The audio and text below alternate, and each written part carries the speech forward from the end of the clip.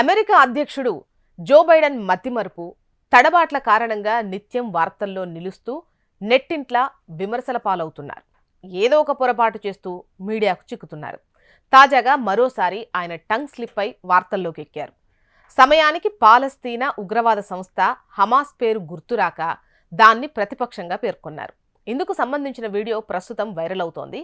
Ukraine ఇజ్రాయెల్కు నిధులు అందించే ద్వైపాక్షిక ఇమ్మిగ్రేషన్ సరిహద్దు ఒప్పందానికి మద్దతివ్వాలని రిపబ్లికన్స్ను కోరుతూ మంగళవారం బైడెన్ ప్రసంగించారు.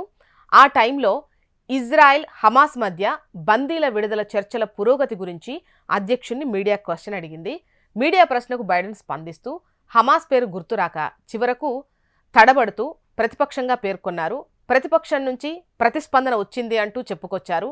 కొంత కదలిక ఉంది అని మళ్లీ తడబడుతూ ఆగిపోయిన బైడెన్, నన్ను పదాలు వెతుక్కోనివ్వండి, ప్రతిస్పందన ఉంది, ప్రతిపక్షం నుంచి ప్రతిస్పందన వచ్చింది కానీ అంటూ చెప్పుకొచ్చారు. చివరకు ఒక రిపోర్టర్ హమాస్ అని చెప్పగానే అవును, నన్ను క్షమించండి అని బైడెన్ అన్నారు. ఇందుకు సంబంధించిన వీడియో ప్రస్తుతం నెట్టింట్ల వైరల్ అవుతోంది. కాగా బైడెన్ ఇలా నోరు జారడం ఇదేమీ మొదటిసారి కాదు. కెమెరా సాక్షిగా ఎన్నోసార్లు తప్పిదాలు చేసి విమర్శల పాలయ్యారు. బైడెన్ గతంలోనూ పలుమార్లు ఇలా టంగ్ స్లిప్ అయి పతాక శీర్షికలోకి ఎక్కిన సందర్భాలు ఉన్నాయి. ఓసారి ఉపాధ్యక్షురాలు కమలా హ్యారిస్ను ఫస్ట్ లేడీ అంటూ సంబోధించారు.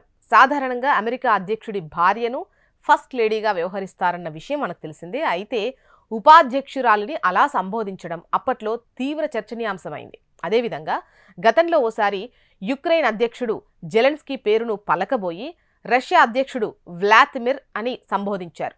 ఇక మరో సందర్భంలో యుక్రెయిన్ ప్రజలు అనబోయి ఇరాన్ ప్రజలు అని అన్నారు. ఆ తర్వాత పుతిన్ యుక్రెయిన్పై యుద్ధంలో ఓడిపోయారు అనబోయి పుతిన్ ఇరాక్ యుద్ధంలో ఓడిపోయారు అంటూ సంబోధించారు. అలా పలు సందర్భాల్లో తన మతిమరుపు కారణంగా టంగ్ స్లిప్ అయి విమర్శల పాలయ్యారు బైడెన్.